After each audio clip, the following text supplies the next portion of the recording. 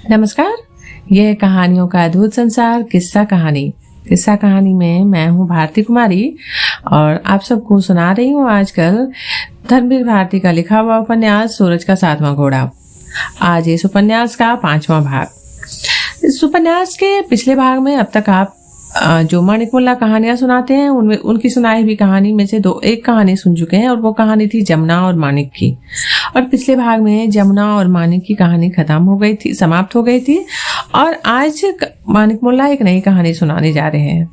और जैसा कि मानिक मुल्ला हर कहानी का शीर्षक भी बताते हैं, लेकिन इस कहानी का शीर्षक मानिक मुल्ला ने बताया कि शीर्षक मानिक मुल्ला ने नहीं बताया। लेखक कहते हैं कि शीर्षक इस कहानी का मानिक मुल्ला ने नहीं बताया। हम लोग सुबह सोकर उठे तो देखा कि रात ही सहसा हवा बिल्कुल रुक गई है और इतनी उमस है कि सुबह 5 बजे भी हम लोग पसीने से तर थे। हम लोग उठकर खूब नहाए, मगर उमस इतनी भयानक थी कि कोई भी साधन काम ना आता। पता नहीं ऐसी उमस इस शहर के बाहर भी कहीं होती है या नहीं, पर यहाँ तो जिस दिन ऐसी उमस होती है उस दिन सभी काम रुक जाते हैं। सरकारी दफ्तरों में क्लर्क काम नहीं कर पाते। सुपरिटेंडेंट बड़े बाबुओं को डांटते हैं, बड़े बाबू छोटे बाबुओं पर खीज उतारते हैं, छोटे बाबू चपरासियों से बदला निकालते हैं और चपरासी गालियां देते हुए पानी पिलाने वालों से, भिश्तियों से और मालियों से उलझ जाते हैं। दुकानदार माल ना बेचकर ग्राहकों को खिसका देते हैं और रिक्शे वाले इतना किराया मांगते हैं कि सवारियां परेशान होकर रिक्शा ना करें। और इन तमाम सामाजिक उथल पुथल के पीछे कोई ऐतिहासिक द्वंद्वात्मक प्रगति का सिद्धांत न होकर केवल तापमान रहता है। टेम्परेचर, उमस 112 डिग्री फ़ारेनहाइट। लेकिन इस उमस के बावजूद मानिक मुल्ला की कहानियां सुनने का लोभ हम लोगों से छूट नहीं पाता था। तो हम सब के सब नियत समय पर वहीं इकट्ठा हुए और मिलने पर सब में यही अभिवादन हुआ, आज बहुत उमस है। हाँ जी, बहुत उमस है। ओहो। सिर प्रकाश जब आया तो उससे सबने कहा कि आज बहुत उमस है, तो फलसफा छांटते हुए अफलातून की तरफ मुंह बनाकर बोला, मेरी इस झल्लाहट वाली टिप्पणी के लिए क्षमा करेंगे, क्योंकि पिछली रात उसने मार्क्सवाद के सवाल पर मुझे नीचा दिखाया था और सच्चे संकीर्ण मार्क्सवादियों की तरह से झल्ला उठा था और मैंने तय कर लिया था कि वह सही बात भी करेगा तो मैं उसका विरोध करूंगा। बहरहाल प्रकाश बोला, भाई जी, उमस हम सभी की जिंदगी में छाई हुई है, उसके सामने तो ये कुछ भी नहीं। हम सभी निम्न मध्य श्रेणी के लोगों की जिंदगी में हवा का एक ताजा झोंका नहीं, चाहे दम घुट जाए पर पत्ता नहीं हिलता। धूप जिसे रोशनी देना चाहिए था हमें बुरी तरह झुलसा रही है और समझ में नहीं आता कि क्या करें। किसी न किसी तरह नई और ताजी हवा के झोंके चलने चाहिए, चाहे लू के ही झोंके क्यों ना हो। प्रकाश की इस मूर्खता भरी बात पर कोई कुछ नहीं बोला। फिर से मेरे झूठ के लिए क्षमा करेंगे, क्योंकि मानिक ने इस बात की जोर से तायीद की थी, पर मैंने कह दिया ना, मैं अंदर ही अंदर उससे चिढ़ा हुआ था। खैर, तो मानिक मुल्ला बोले, जब मैं प्रेम पर आर्थिक प्रभाव की बात करता हूँ तो मेरा मतलब ये रहता है कि वास्तव में आर्थिक ढांचा हमारे मन पर इतना अजब सा प्रभाव डालता है कि मन की सारी भावनाएं और उससे स्वाधीन नहीं हो पाती। और हम जैसे लोग जो ना उच्च वर्ग के हैं ना निम्न वर्ग के, उनके यहाँ रूढ़ियां, परंपराएं, मर्यादाएं भी ऐसी पुरानी और विषाक्त हैं कि कुल मिलाकर हम सभी पर ऐसा प्रभाव पड़ता है कि हम यंत्र मात्र रह जाते हैं। हमारे अंदर उदार और ऊंचे सपने खत्म हो जाते हैं और एक अजब सी जड़ मूर्छना हम पर छा जाती है। प्रकाश ने जब इसका समर्थन किया तो मैंने इसका विरोध किया और कहा, लेकिन व्यक्ति को तो हर हालत में ईमानदार बना रहना चाहिए, ये नहीं कि टूटता फूटता चला जाए। तो मानिक मुल्ला बोले, ये सच है, पर जब पूरी व्यवस्था में बेईमानी है तो एक व्यक्ति की ईमानदारी इसी में है कि वो एक व्यवस्था द्वारा लादी गई सारी नैतिक विकृति को भी अस्वीकार करे और उसके द्वारा आरोपित सारी झूठी मर्यादाओं को भी, क्योंकि दोनों एक ही सिक्के के दो पहलू होते हैं। लेकिन हम ये विद्रोह नहीं कर पाते, अतः नतीजा ये होता है कि जमुना की तरह हर परिस्थिति में समझौता करते रहते हैं। लेकिन सभी तो जमुना नहीं होते ना, मैंने फिर से कहा। हाँ, लेकिन जो इस नैतिक विकृति से अपने को अलग रखकर भी तमाम व्यवस्था के विरुद्ध नहीं लड़ते, उनकी मर्यादाशीलता से परिष्कृत कायरता होती है, संस्कारों का अंधानुसरण। और ऐसे लोग भले आदमी कहलाए जाते हैं, उनकी तारीफ भी होती है, पर उनकी जिंदगी बेहद करुण और भयानक हो जाती है। और सबसे बड़ा दुख ये है कि वे अपने जीवन का ये पहलू नहीं समझते और बैल की तरह चक्कर लगाते रहते हैं। मसलन मैं तुम्हें तन्ना की कहानी सुनाऊं? तन्ना याद है ना? अरे वही महेश्वर दलाल का लड़का जिससे जमुना की शादी लग रही थी। हम लोग व्यर्थ के वाद विवाद से उब गए थे। अतः मानिक मुल्ला ने कहानी सुनानी शुरू की तो बीच में ही ओंकार ने रोक कर पूछा, इस कहानी का शीर्षक? मानिक मुल्ला इस व्याघात से झल्ला उठे और बोले, हटाओ जी, मैं क्या किसी पत्रिका को कहानी भेज रहा हूँ कि शीर्षक के झगड़े में पढ़ूं? तुम लोग कहानी सुनने आए हो या शीर्षक सुनने? या मैं उन कहानी लेखकों में से हूँ जो आकर्षक विषय वस्तु के अभाव में आकर्षक शीर्षक देकर पत्रों में संपादकों और पाठकों का ध्यान खींचा करते हैं? अब ये देखकर कि मानिक मुल्ला ओंकार को डांट रहे हैं, हम लोगों ने भी ओंकार को डांटना शुरू कर दिया। यहाँ तक कि मानिक मुल्ला ने हम लोगों को डांटा तो हम लोग चुप हुए और उन्होंने अपनी कहानी प्रारंभ की। तन्ना का कोई भाई नहीं था, पर 3 बहनें थीं। उनमें से जो सबसे छोटी थी उसी को जन्म देने के बाद उसकी माँ गोलोक चली गई थी। रह गए पिताजी जो दलाल थे। चूंकि बच्चे छोटे थे, उनकी देखभाल करने वाला कोई नहीं था, तो तन्ना के पिता महेश्वर दलाल ने अपनी ये इच्छा जाहिर की कि किसी भले घर की कोई दबी ढकी सुशील कन्या मिल जाए तो बच्चों का पालन पोषण हो जाए, वरना अब उन्हें क्या बुढ़ापे में किसी औरत का शौक चला है। राम राम, ऐसी बात सोचना भी नहीं चाहिए। उन्हें तो सिर्फ बच्चों की फिक्र है, वरना अब तो बचे कुछ दिन राम के भजन में और गंगा स्नान में काट देने हैं। रही तन्ना की माँ, सो तो देवी थी, स्वर्ग चलेगी। महेश्वर दलाल पापी थे, सो रह गए। बच्चों का मुंह देखकर कुछ नहीं करते, वरना हरिद्वार जाकर बाबा काली कमली वाली के भंडारे में दोनों जून भोजन करते और लोग परलोक सुधारते। लेकिन मोहल्ले भर की बड़ी बूढ़ी औरतें कोई ऐसी सुशील कन्या ना जुटा पाई जो बच्चों का भरण पोषण कर सके। अंत में मजबूर होकर महेश्वर दलाल एक औरत को सेवा टहल और बच्चों के भरण पोषण के लिए ले आए। उस औरत ने आते ही पहले महेश्वर दलाल के आराम की सारी व्यवस्था की।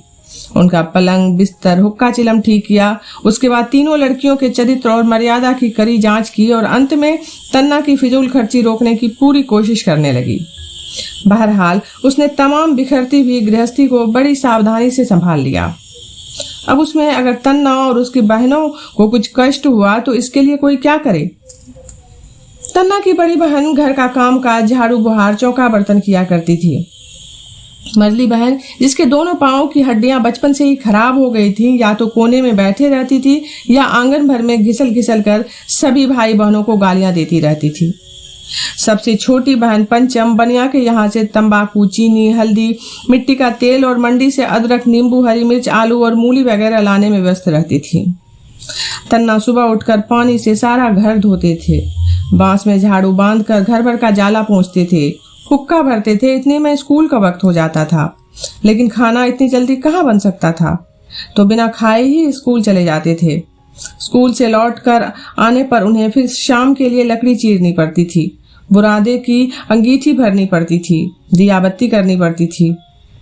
उस औरत को सब बच्चे बुआ कहा करें, ये महेश्वर दलाल का हुक्म था। वो औरत मतलब जिस औरत को महेश्वर दलाल बच्चों की देखभाल के लिए लाए थे। बुआ का बदन भी अक्सर तन्ना को दबाना पड़ता था, क्योंकि बेचारी काम करते करते थक जाती थी। और तब तन्ना चबूतरे के सामने लगी हुई म्युनिसिपैलिटी की लालटेन की मंद मधुर प्रकाश में स्कूल का काम किया करते थे। घर में लालटेन एक ही थी और वो बुआ के कमरे में जलती बुझती रहती थी। तन्ना का दिल कमजोर था, अतः तन्ना अक्सर माँ को याद करके रोया करते थे और उन्हें रोते देखकर बड़ी और छोटी बहन भी रोने लगती थी।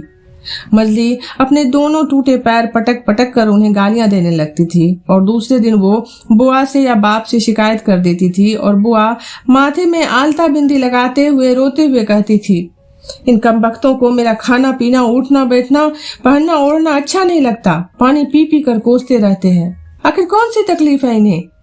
बड़े बड़े नवाबों के लड़के ऐसे नहीं रहते जैसे तन्ना बाबू बुल्ला बन के पार्टी पार के छेल चिकनिया की तरह घूमते रहते हैं।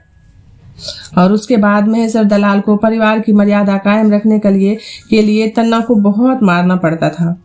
यहाँ तक कि तन्ना की पीठ पर नील उभर आती थी और बुखार चढ़ जाता था और दोनों बहनें डर के मारे उनके पास जा नहीं पाती और मझली बहन मारे खुशी के आंगन भर में घिसलती रहती थी। छोटी बहन से कहती थी, खूब मार पड़ी। अरे अभी क्या, राम चाहे तो एक दिन पैर टूटेंगे, कोई मुंह में दाना डालने वाला नहीं रह जाएगा। अरे चल, आज मेरी चोटी तो कर दे, आज खूब मार पड़ी है तन्ना को। इन सब हालातों में जमुना की माँ ने तन्ना को बहुत सहारा दिया। उनके यहाँ पूजा पाठ अक्सर होता रहता था, तो उसमें से वो 5 बंदर और 5 कुंवारी कन्याओं को खिलाया करती थी। यहाँ बंदरों से तात्पर्य है कंजकों से। बंदरों में तन्ना और कन्याओं में उनकी बहनों को आमंत्रण मिलता रहता था, और जाते समय बुआ साफ साफ कह देती थी कि दूसरे के घर जाके ननीतों की तरह नहीं खाना चाहिए, आधी पूड़ियां बचा कर ले आनी चाहिए। वे लोग यही करते, और चूंकि पूड़ी खाने से मैदा खराब हो जाता है, अतः बेचारी बुआ पूड़ियां अपने लिए रखकर बच्चों को रोटियां खिला देती थी। तन्ना को अक्सर किसी न किसी बहाने जमुना बुला लेती थी और अपने सामने तन्ना को बिठाकर खाना खिलाती थी। तन्ना खाते जाते थे और रोते जाते थे, क्योंकि यद्यपि जमुना उनसे छोटी थी, पर पता नहीं क्यों उसे देखते ही तन्ना को अपनी माँ याद आ जाती, और तन्ना को रोते देखकर जमुना के मन में भी ममता उमड़ आती, और जमुना घंटों बैठकर उससे सुख दुख की बातें करती रहती। होते होते ये हो गया कि तन्ना के लिए कोई था तो जमुना थी, और जमुना को 24 घंटे अगर किसी की चिंता थी तो तन्ना की। अब आप इसे प्रेम कह लें या और कुछ। जमुना की माँ से बात छिपी नहीं रही, क्योंकि अपनी उम्र में वे भी जमुना ही रही होंगी, और उन्होंने बुलाकर जमुना को बहुत समझाया और कहा कि तन्ना वैसे बहुत अच्छा लड़का है, पर नीची गोद का है, और अपने खानदान में अभी तक अपने से ऊंचे गोद में ही ब्याह हुआ है। पर जब जमुना बहुत रोई तो उसने 3 दिन तक खाना नहीं खाया, तो उसकी माँ ने आधे पर तोड़ कर लेने का निर्णय किया। यानी उन्होंने कहा कि अगर तन्ना घर जमाई बनना पसंद करे तो इस प्रस्ताव पर गौर किया जा सकता है। पर जैसा पहले कहा जा चुका है कि तन्ना थे ईमानदार, और उन्होंने साफ कह दिया कि पिता कुछ भी हो आखिर पिता है, उनकी सेवा करना उसका धर्म है। वे घर जमाई जैसी बात कभी सोच भी नहीं सकते।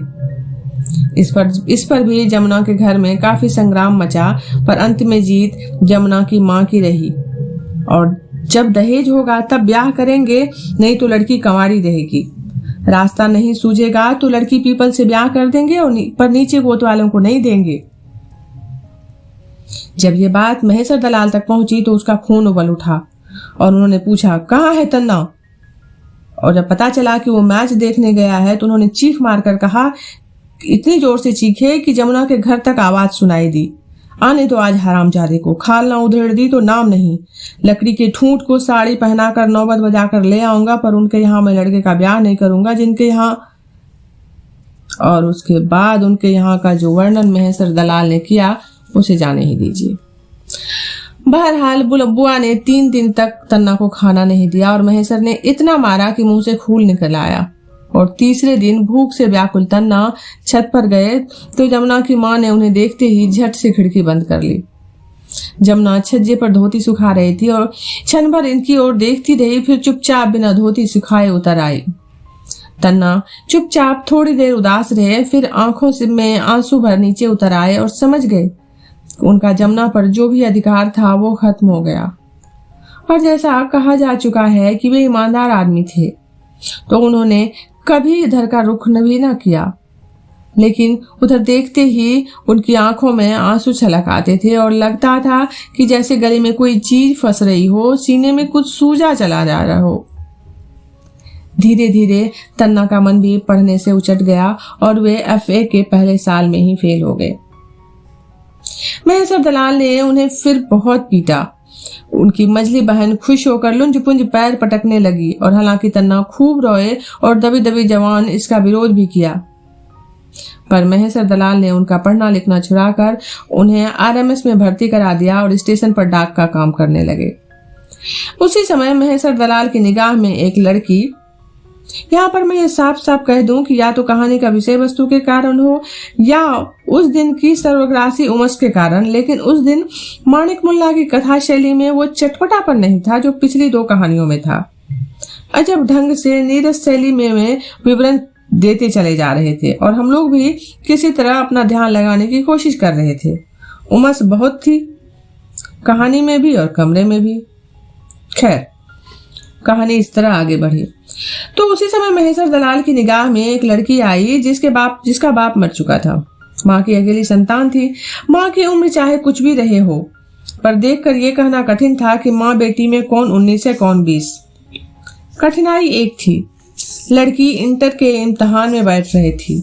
हालांकि उम्र में तन्ना से बहुत छोटी थी, लेकिन मुसीबत ये थी कि उस रूपवती विधवा के पास जमीन जायदाद काफी थी, ना कोई देवर और ना कोई लड़का। तथा उसकी सहायता और रक्षा के ख्याल से तन्ना को इंटरमीडिएट पास बताकर महेश्वर दलाल ने उसकी लड़की से तन्ना की बात पक्की कर ली, मगर इस शर्त पर कि शादी तब होगी जब महेश्वर दलाल अपनी लड़की को निपटा लेंगे, तब तक लड़की पढ़ेगी नहीं।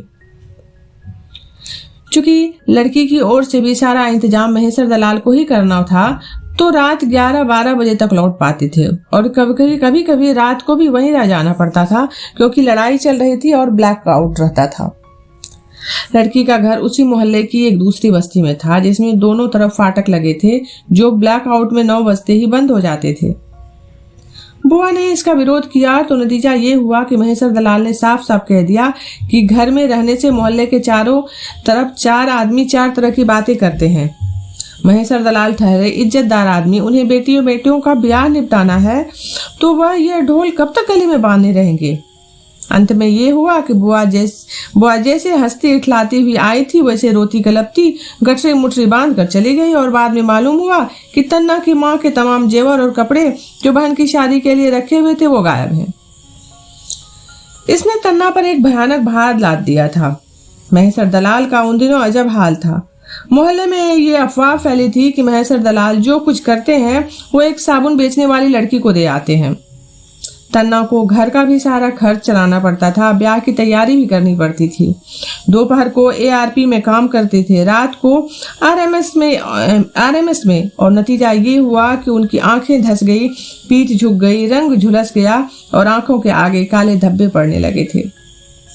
जैसे तैसे करके बहन की शादी निपटी। शादी में जमुना आई थी, पर तन्ना से बोली नहीं। एक दालान में दोनों मिले तो चुपचाप बैठे रहे। जमुना नाखून से फर्श खोदती रही, तन्ना तिनके से दांत खोदते रहे। यह जमुना बहुत सुंदर निकल आई थी और गुजराती जूड़ा बांधने लगी थी, लेकिन ये कहा जा चुका है कि तन्ना ईमानदार आदमी थे। तन्ना का फलदान चढ़ा और वो और भी सिर धज के आई। उसने तन्ना से एक सवाल पूछा, भाभी क्या बहुत सुंदर है तन्ना? हाँ, तन्ना ने सहज भाव से बतला दिया। तो रूंधते हुए वो बोली, मुझसे भी ज्यादा? तन्ना कुछ नहीं बोले, घबराकर बाहर चले गए और सुबह के लिए लकड़ी चीरने लगे। तन्ना की शादी के बाद जमुना ने भाभी से काफी हेलमेल बढ़ा लिया। रोज सुबह शाम आती, तन्ना से बात भी ना करती, दिन भर भाभी के पास बैठी रहती। भाभी बहुत पढ़ी लिखी थी, तन्ना से भी ज्यादा, और थोड़ी घमंडी भी थी। बहुत जल्दी मैके चली गई तो एक दिन जमुना आई और तन्ना से ऐसी ऐसी बातें करने लगी जैसे उसने कभी नहीं की थी। तो तन्ना ने उसके पांव छूकर उसे समझाया कि जमुना तुम कैसी बातें करते हो। तो जमुना कुछ देर तक रोती रही और फिर फुफकारती हुई चली गई। उन्हीं दिनों मोहल्ले में एक अजब घटना हुई। जिस साबुन वाली लड़की का नाम महेश्वर दलाल के साथ लिया जाता था, वो एक दिन मरी हुई पाई गई। उसकी लाश भी गायब कर दी गई और महेश्वर दलाल पुलिस के डर के मारे जाकर समधियाने में रहने लगे। तन्ना की जिंदगी अजब सी थी। पत्नी ज्यादा पढ़ी थी, ज्यादा धनी घर की थी, ज्यादा रूपवती थी, हमेशा ताने दिया करती थी। मझली बहन घिसल घिसल कर गालियां देती थी। राम करे दोनों पांव में कीड़े पड़े। अफसर ने उनको निकम्मा करार दिया था और उन्हें ऐसी ड्यूटी दे दी थी कि हफ्ते में 4 दिन और 4 रातें रेल के सफर में बीतती थी और बाकी दिन हेडक्वार्टर में डांट खाते खाते। उनकी फाइल में बहुत सी शिकायतें लिख गई थी। उन्हीं दिनों उनके यहाँ यूनियन बनी और ईमानदार होने के नाते तन्ना उससे अलग रहे और नतीजा ये हुआ कि अफसर भी नाराज और साथी भी। इसी बीच में जमुना का ब्याह हो गया। महेश्वर दलाल गुजर गए। पहला बच्चा होने में पत्नी मरते मरते बची और बचने के बाद वो तन्ना से गंदी छिपकली से भी ज्यादा नफरत करने लगी। छोटी बहन ब्याह के काबिल हो गई और तन्ना सिर्फ इतना कर पाए कि सूख कर कांटा हो गए। कनपटियों के बाल सफेद हो गए, झुककर चलने लगे। दिल का दौरा पड़ने लगा, आंख से पानी आने लगा और मैदा इतना कमजोर हो गया कि एक कौर भी हजम नहीं होता था। डाक ले जाते हुए एक बार रेल में नीमसार जाती हुई तीर्थ यात्रिणी जमुना मिली। साथ में रामधन था। जमुना बड़ी ममता से पास आकर बैठ गई और उसके बच्चे ने मामा को प्रणाम किया। जमुना ने दोनों को खाना दिया। कौर तोड़ते हुए तन्ना की आंख में आंसू आ गए। जमुना ने कहा भी कि कोठी है, तांगा है, खुली आबो हवा है, आकर कुछ दिन रहो, तंदुरुस्ती संभल जाएगी। पर बेचारे तन्ना, ये नैतिकता और ईमानदारी भी बड़ी चीज होती है। लेकिन उस सफर से जो तन्ना लौटे तो फिर पड़ ही गए। महीनों बुखार आया। रोग के बारे में डॉक्टरों की मुख्तलिफ राय थी। कोई हड्डी का बुखार बताता था तो कोई खून की कमी, तो कोई टीबी भी बता रहा था। घर का ये हाल कि एक पैसा पास नहीं। पत्नी का सारा जेवर लेकर सास अपने घर चली गई।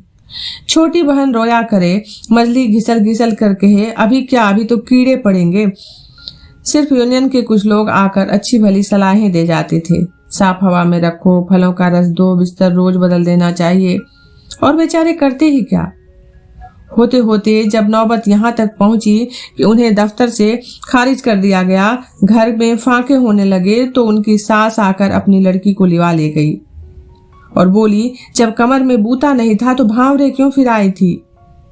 और फिर यूनियन फूनियन के गुंडे आवारा आकर घर में हुड़दंगा मचाते रहते हैं। तन्ना की बहनें उनके सामने चाहे निकले चाहे नाचे गाएं, उनकी लड़की ये पेशा नहीं कर सकती। इधर यूनियन उनकी नौकरी के लिए लड़ रही थी और जब वे बहाल हो गए तो लोगों ने सलाह दी 2 हफ्ते के लिए चले जाएं, बाकी लोग उनका काम करा दिया करेंगे और उसके बाद छुट्टी ले लेंगे। उनका तन हड्डी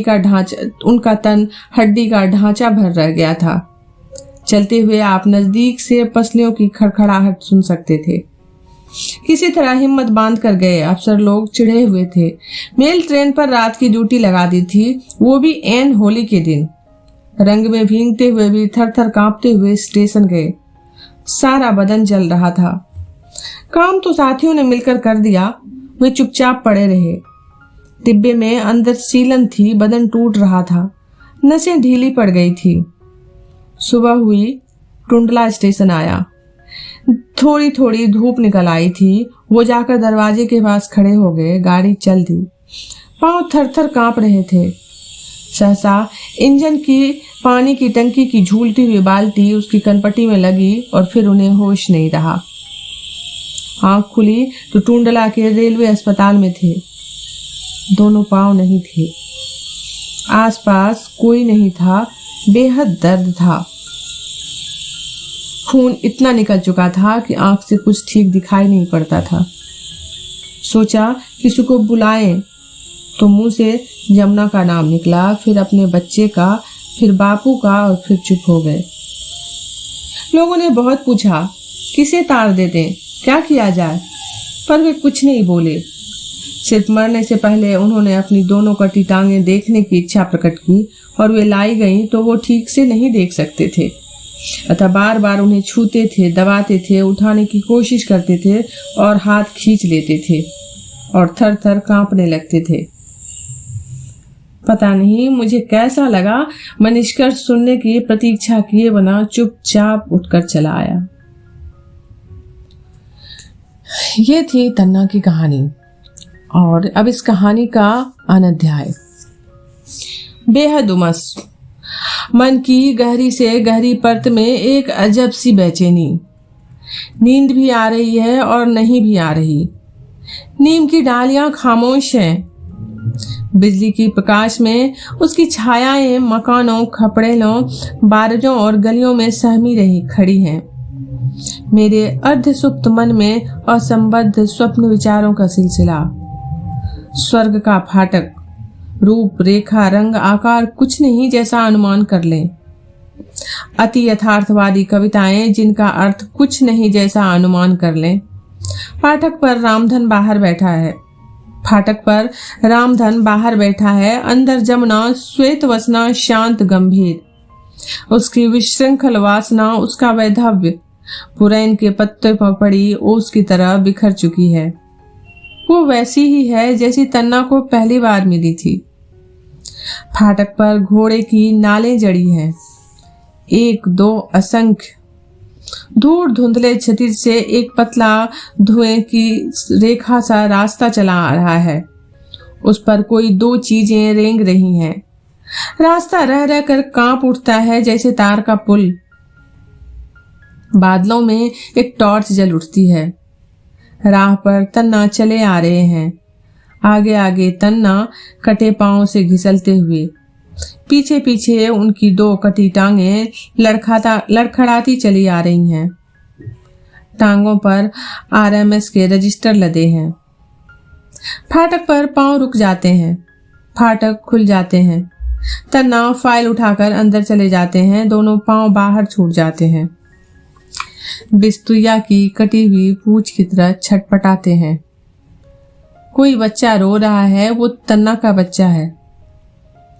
ढेर सारे दबे हुए स्वर सुनाई देते हैं। Union, SMR, MRS, RMS, union. दोनों कटे पांव वापस चल पड़ते हैं। धुएं का रास्ता तार के फूल की तरह कांपता है। दूर कहीं स्टेशन से कोई डाक गाड़ी छूटती है। ये थी तन्ना की कहानी। मिलते हैं अगले एपिसोड में एक नई कहानी के साथ जो मानिक मुल्ला हम लोगों को सुनाएंगे। तब तक आप जुड़े रहिए किस्सा कहानी से।